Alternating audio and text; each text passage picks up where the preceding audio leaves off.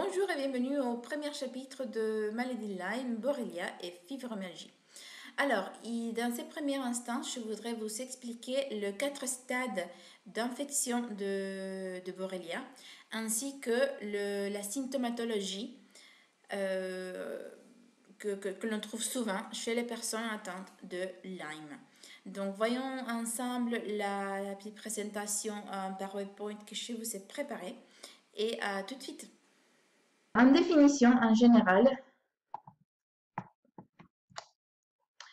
le borréliose sont des maladies infectieuses causées par de bactéries véhiculées et transmises à l'homme par les tiques. Alors ça, c'est la théorie agréée par tout le monde.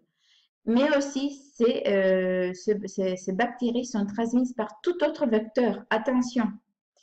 Donc, sont aussi véhiculées par le pouce, les moustiques, les mouches, les tampons, les araignées et certains autres insectes aussi, les vipères. Ça m'est arrivé une femme qui est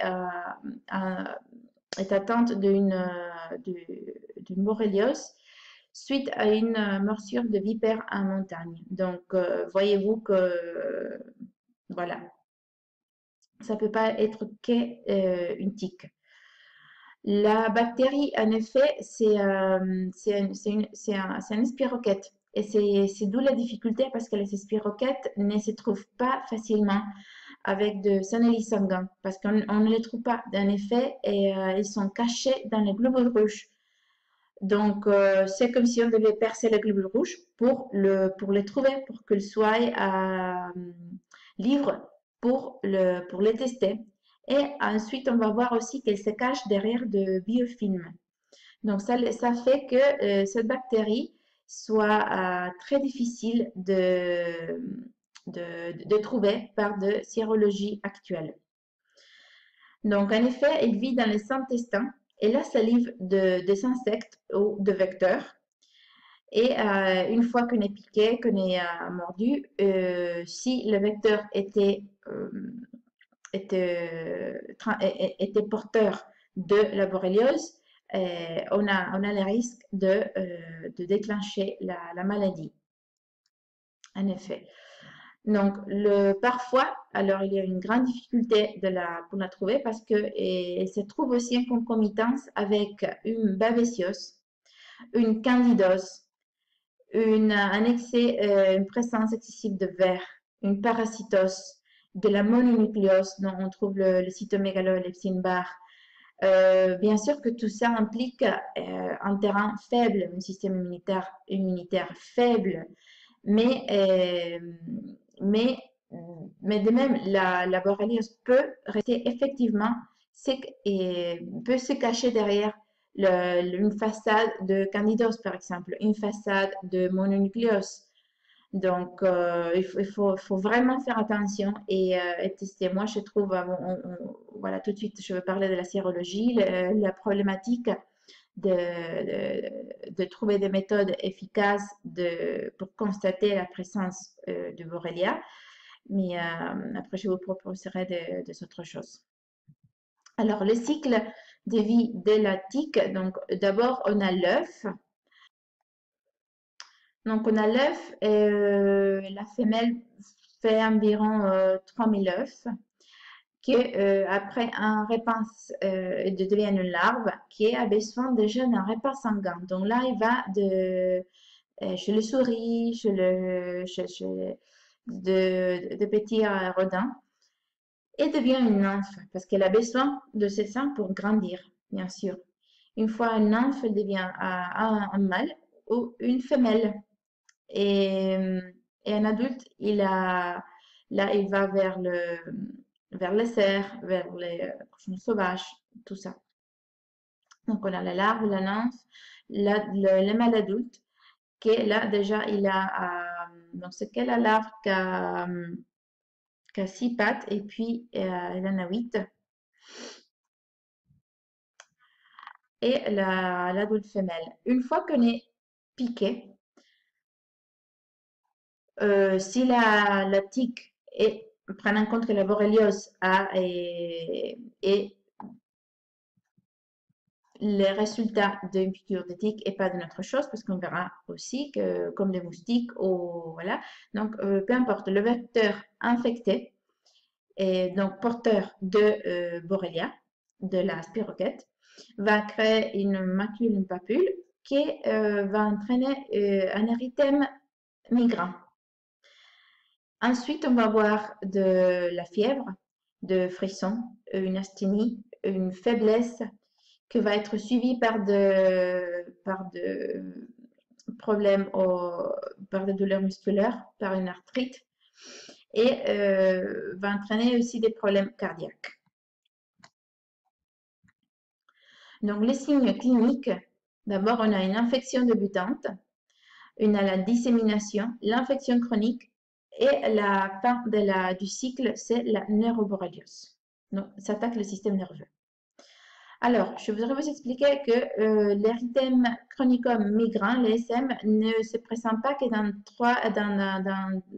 30 ou 70, entre 30 et 70% de cas.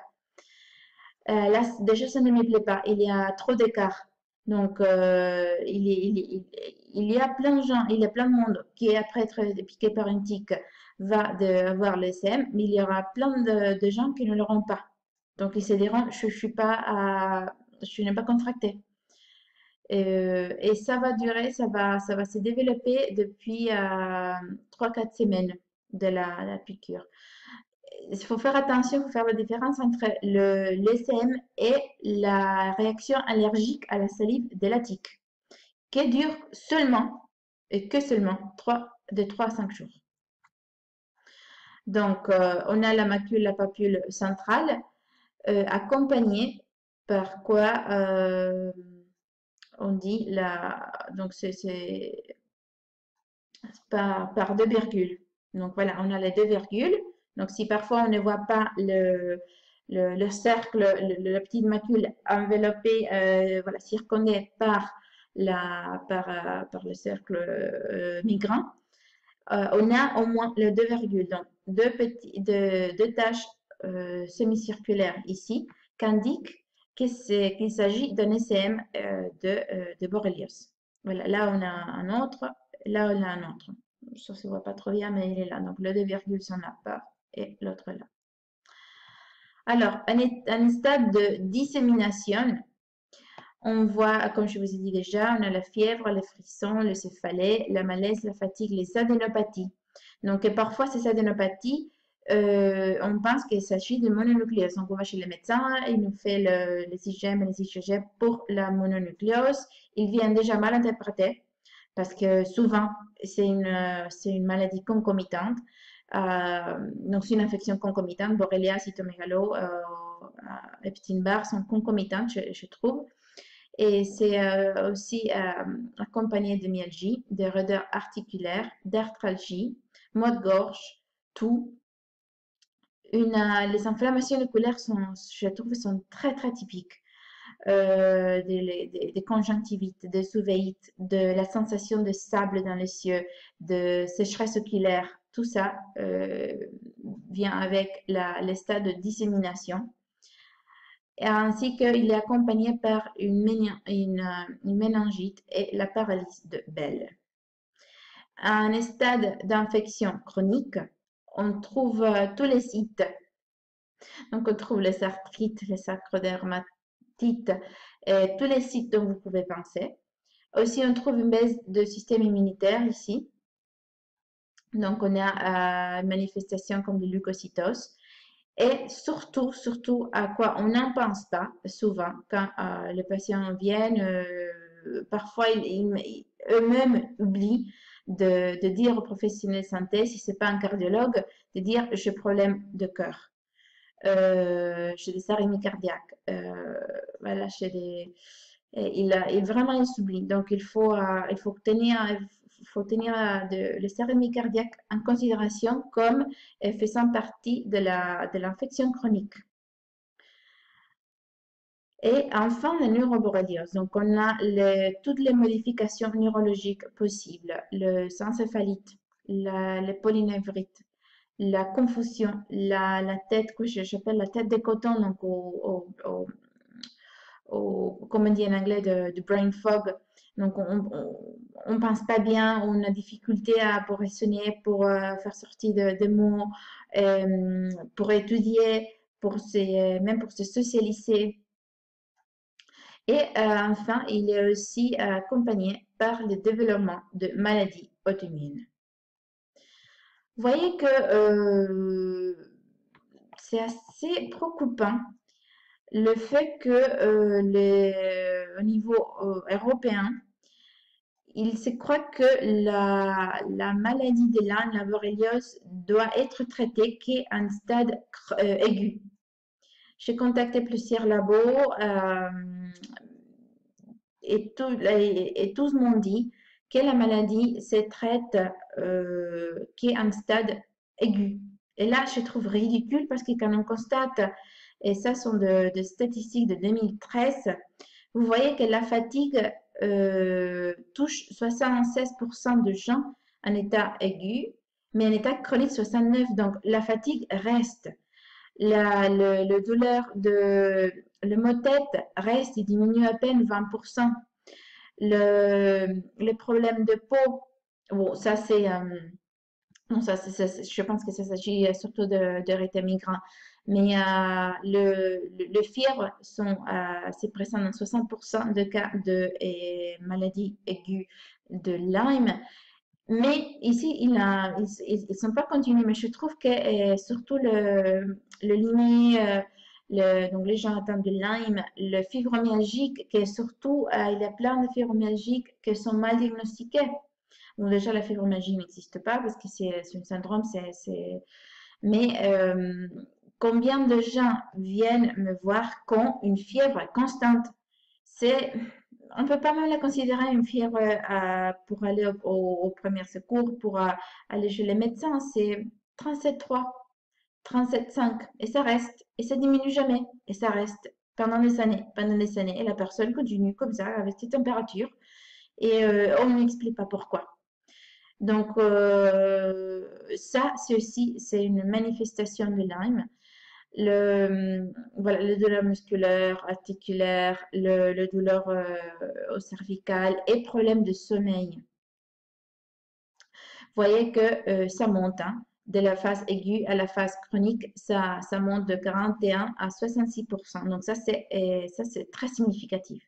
Donc, les gens qui ont problème d'endormissement ou de sommeil ou de réveil nocturne, doivent aussi penser à, bien sûr, sérotonine, mélatonine, à perméabilité intestinale, dysbiose, mais si en présence des autres symptômes, doivent penser aussi à une possible borrelia. Pourquoi j'avais mis ça? Parce que je veux absolument, pour moi c'est très important et de considérer les symptômes cardiaques. Et souvenez-vous de dire à votre professionnel de santé, j'ai des arythmies, j'ai des douleurs, j'ai des spasmes. Et il faut vraiment dire au niveau, il faut vraiment, vraiment partager vos symptômes cardiaques auprès de votre professionnel de santé. Aussi des acouphènes, c'est pas que la perte de l'audition, mais aussi des acouphènes sont typiquement Lyme, mais si auparavant la perméabilité intestinale ainsi que la dysbiose étaient traitées. Parce que ça vient aussi de l'intestin. Hein. Alors, ça que je constate beaucoup, c'est chez les personnes atteintes de Lyme, c'est la vision offusquée. C'est de la difficulté de bien voir les choses. Accompagné, je trouve ça très très intéressant, d'une miction urinaire élevée et d'un besoin de boire. Combien d'entre vous, personnes atteintes de Lyme, même de fibromyalgie, doivent porter avec vous une bouteille d'eau? Ou combien d'entre vous, vous ne les faites pas pour ne pas aller aux toilettes et faire des arrêts dans la rue et tout ça, mais quand même la mixture urinaire augmente, l'envie de boire augmente, ainsi que la récurrence des infections urinaires et de cystite, de vaginite, de mycose vaginale et tout ça. Ainsi que problèmes infections de la peau et de gencives. Une autre chose, notre symptomatologie qui appelle à faire un test de Lyme ou à visiter un professionnel de santé que pourra la reconnaître et pourra vous faire tester, c'est sont les hématomes. Les hématomes, c'est un choc. C'est un choc derrière. Donc, hop, on a un bleu et on ne sait pas pourquoi. Pourtant, on ne se coincer nulle part. Et c'est pendant ça, on a un bleu de hématome et surtout que dure et qu'une fois que un hématome est absorbé, il y a un autre qui ressort. Et un des symptômes classiques et typiques, c'est l'endormissement de main, l'endormissement de bras et de jambes. Combien d'entre vous, vous n'allez pas me dire que vous ne réveillez pas la nuit et avec votre bras endormi, avec les bras endormis, ayant perdu la sensation dans vos doigts et dans vos orteils et jambes. Le cas de méningite. Le cas de méningite, c'est pendant la vaccination, la paralysie de Bell. Donc, on a moitié du visage paralysé. Et le reste, je vous ai déjà dit. Oui, l'inflammation aux yeux. Faites attention à l'inflammation aux yeux après une piqûre de tique, après, même si ça fait des années après, parce que ça va prendre du temps avant de manifester la maladie. Et bien sûr, considérez aussi la fibromyalgie comme une possible borréliose. C'est assez important de le faire. Alors, on a des signes cutanémuqueux, des signes articulaires, neurologiques, ophtalmologiques, neurovégétatifs, ainsi que problèmes de stéréose avec ces maladies. Donc, je vais vous lister, je vais vous donner des listes. Vous allez rester choqués. Alors, entre les signes cutanémuqueux, bien sûr, on a l'ESM, l'érythème chronicum migrant, mais ça c'est dans la phase bien aiguë. On a aussi après l'acrodermatite, c'est un signe très spécifique de la borréliose, perte chronique de cheveux. Ça, ça s'applique aussi pour quelconque autre infection pathogénique intestinale. Hein. Donc, dès qu'on perd le cheveu, c'est pas une question d'aller prendre un complément alimentaire pour le cheveu, mais il faut bien traiter une infection. De pseudomaladies, typiquement, je trouve souvent de pseudopsoriasis, des pseudomaladies auto-immunes, donc des pseudolupus, des pseudorosacées, du lymphocytome, et une augmentation d'intolérance alimentaire. Tandis que les intolérances alimentaires, oui, bien sûr, il s'agit d'une hybridisation de semences que le corps ne reconnaît pas, accompagnée par le fait que ces semences étaient exposées au Roundup et glyphosate, qui fait en sorte que le corps ne reconnaît pas ces molécules et on fait des intolérances alimentaires. En effet, comme je l'expliquais dans une autre vidéo, les Roundup augmentent le gluten dans la semence. Mais ça peut être aussi expliqué par une possible infection de Borrelia. Une inflammation buccale, donc le site, je vous ai déjà dit, vaginite cystite récurrente sans explication et de prostatite. Bien sûr, en signe articulaire, on a tous les raideurs non expliquées, mal au cervical, mal aux vertèbres lombaires et typiquement intestinal, mais aussi borréliose. De synovite, de polyarthrite, de salgodystrophie, ça ne veut rien de tout dire, algodystrophie, quand je l'ai entendu, quand je l'ai étudié, ça veut rien dire à une algodystrophie.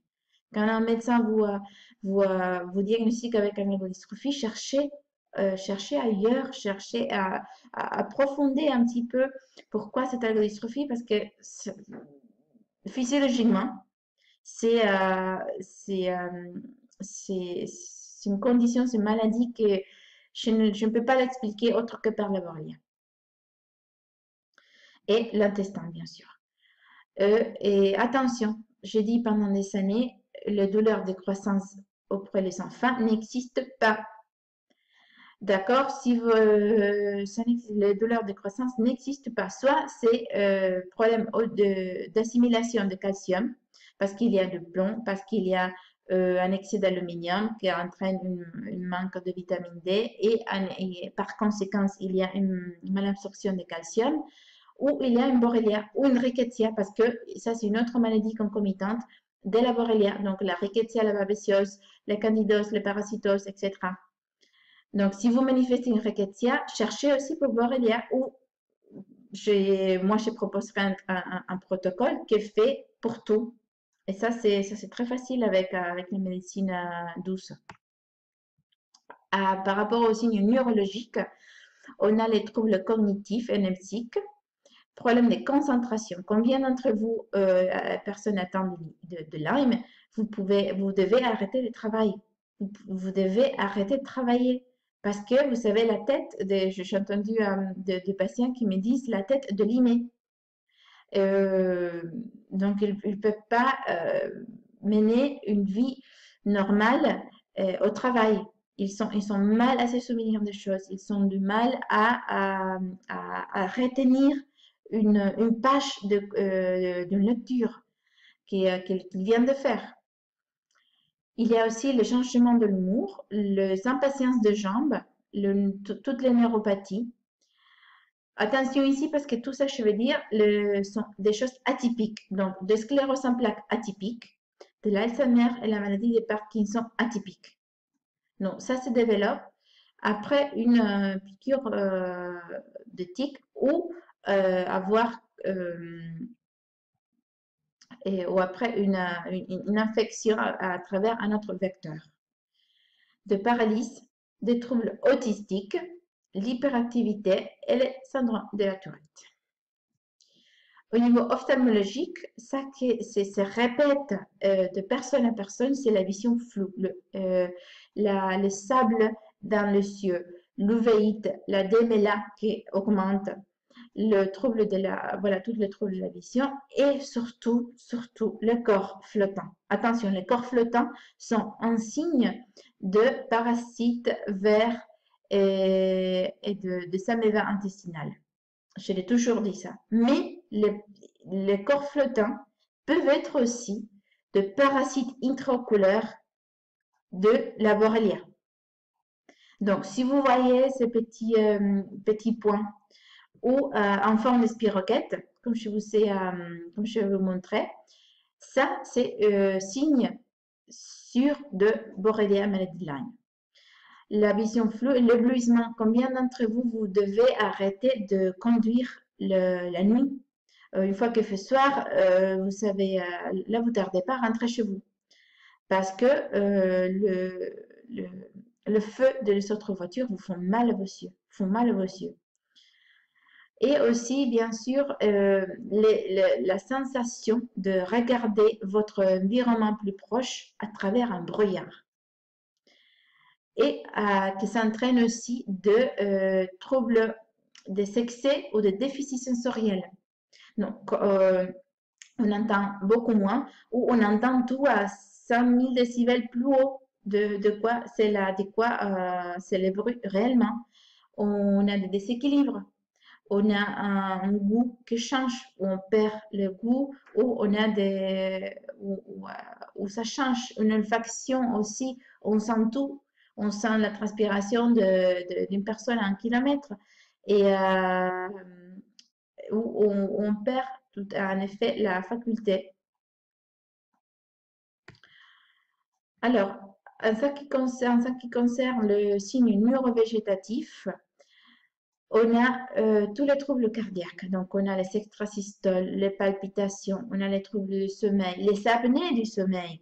que leur fréquence monte considérablement chaque année. Le trouble endocrinien dont on voit l'endométriose.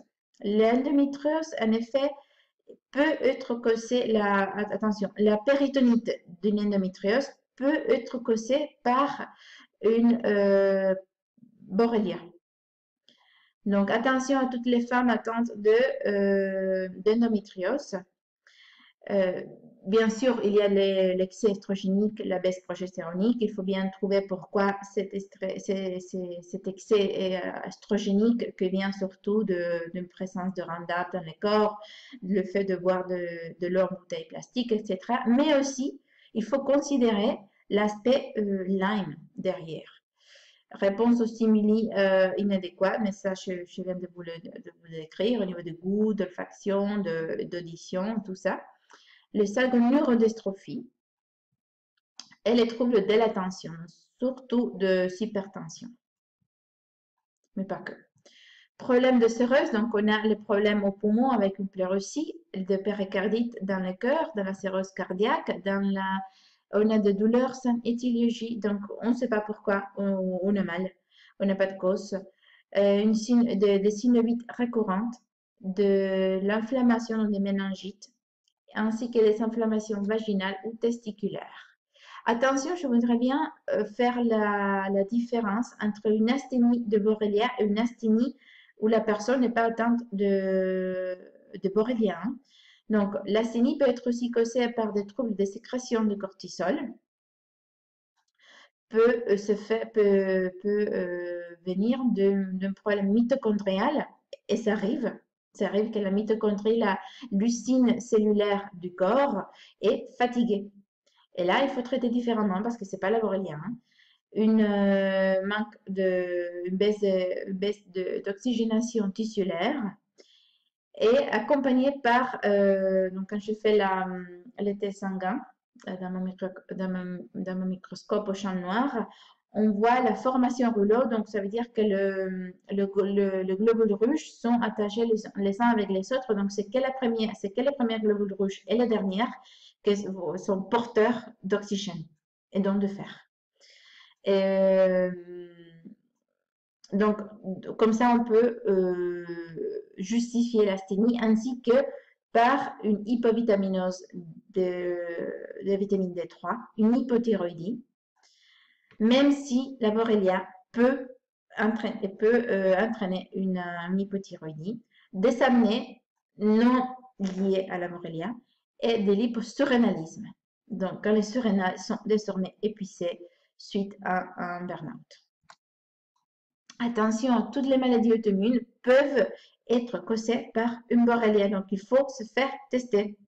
Donc, lupus, Hashimoto, Crohn, surtout Crohn, ça me fait penser à tellement de gens quand j'ai découvert que la maladie de Crohn peut être un symptôme de Lyme, en effet. De pseudo-psoriasis, combien de gens ont de psoriasis? Je trouve toujours un pathogène derrière. Je trouve de bactéries, je trouve des mycoses, je trouve de parasitose, de amibiose. C'est fou, mais le psoriasis, moi, au moins, je trouve ça avec mon test de l'électroacupuncture au biorésonance.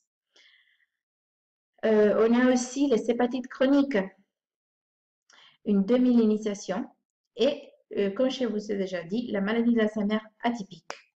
Mais avec les maladies auto-immunes, il faut penser dysbiose, il faut penser et considérer perméabilité intestinale. On peut pas, de même, on ne peut pas traiter la borrelia et la maladie de Lyme sans penser à traiter l'intestin. On ne peut pas. Donc, on trouve aussi l'alimentation. Donc, est-ce qu'il y a des intolérances alimentaires qui vont enflammer encore plus l'intestin, qui vont faire ainsi qu'il y a un mauvais terrain pour que le système immunitaire puisse agir contre la borrelia. Tout ça, il faut tenir compte. Les vaccinations qui vont entraîner à l'ordre de 6 paires ou de 10 immunités. Et les polluants. Et bon, désormais, les polluants, on peut rien faire, à moins qu'on habite à montagne à 1500 mètres.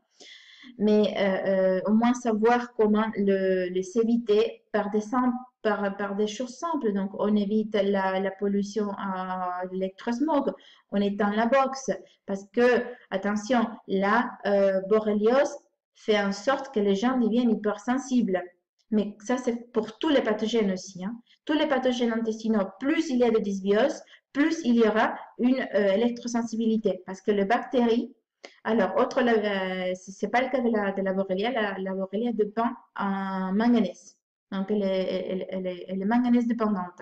Tandis que les autres pathogènes, ils sont fer dépendants. Et c'est le fer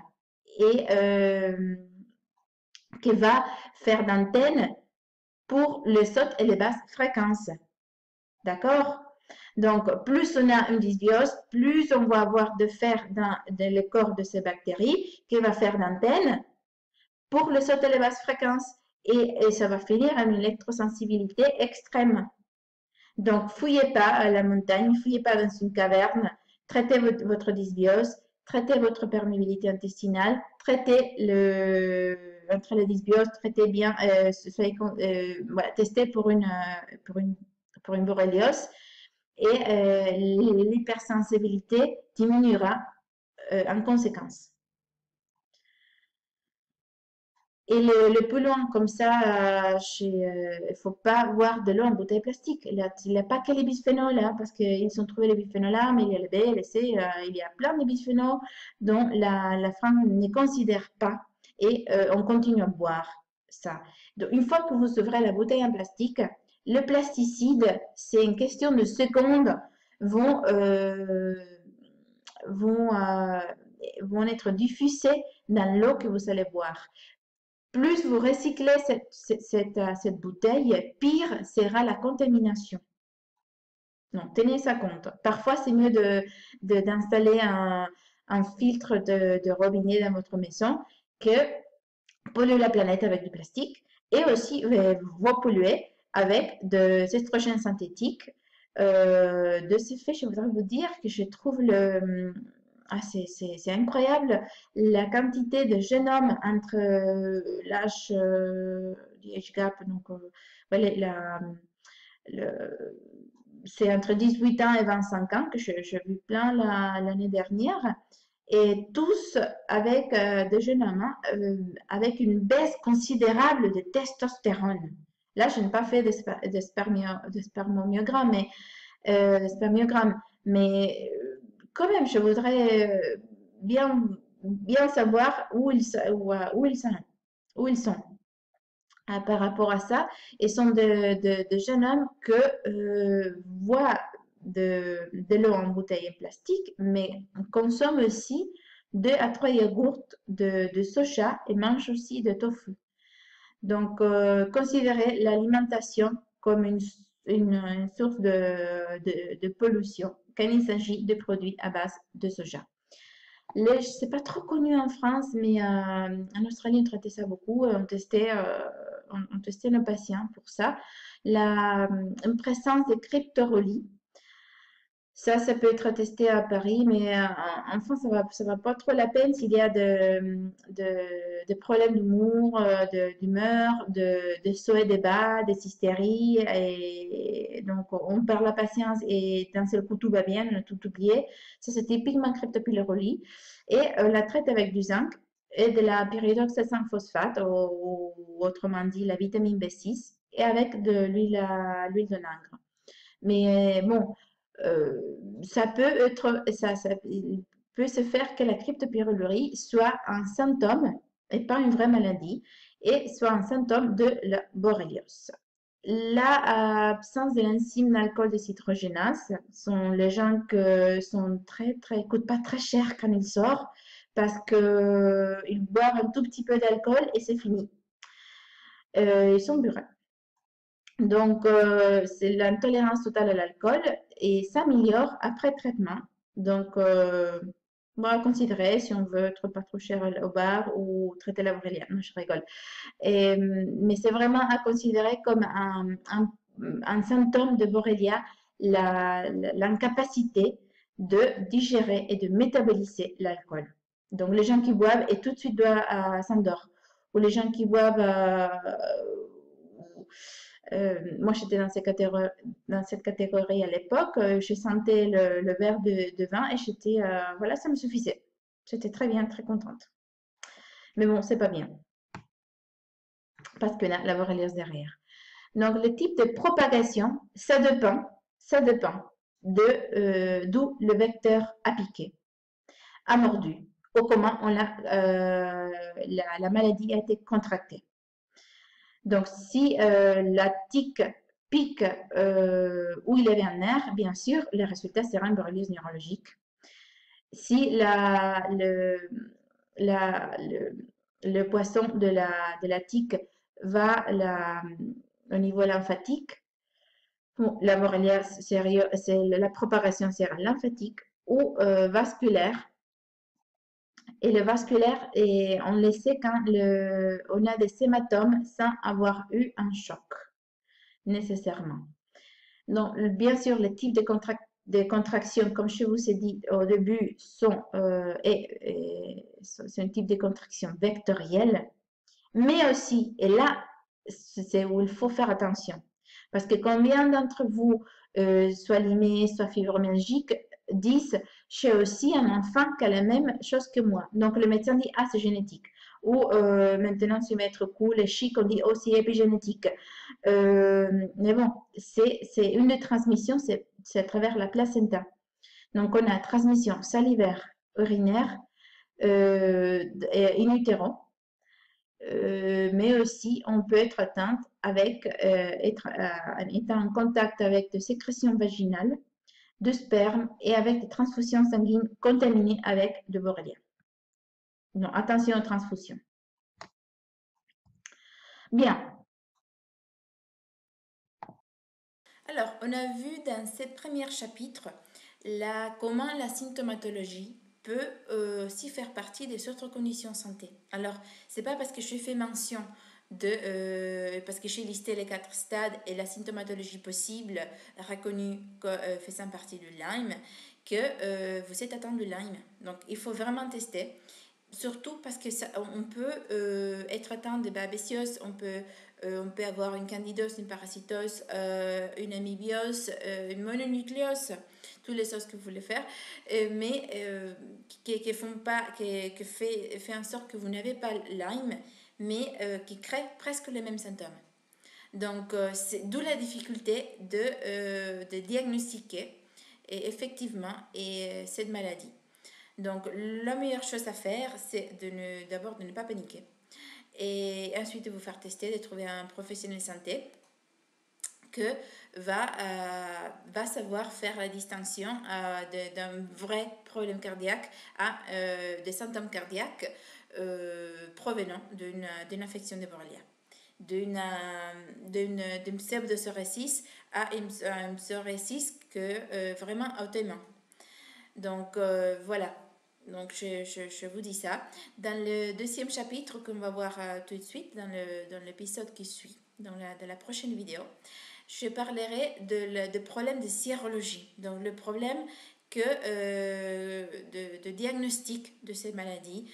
Et c'est la raison pour laquelle plein de gens, milliards de gens restent malades, perdent le travail et continuent une vie de souffrance.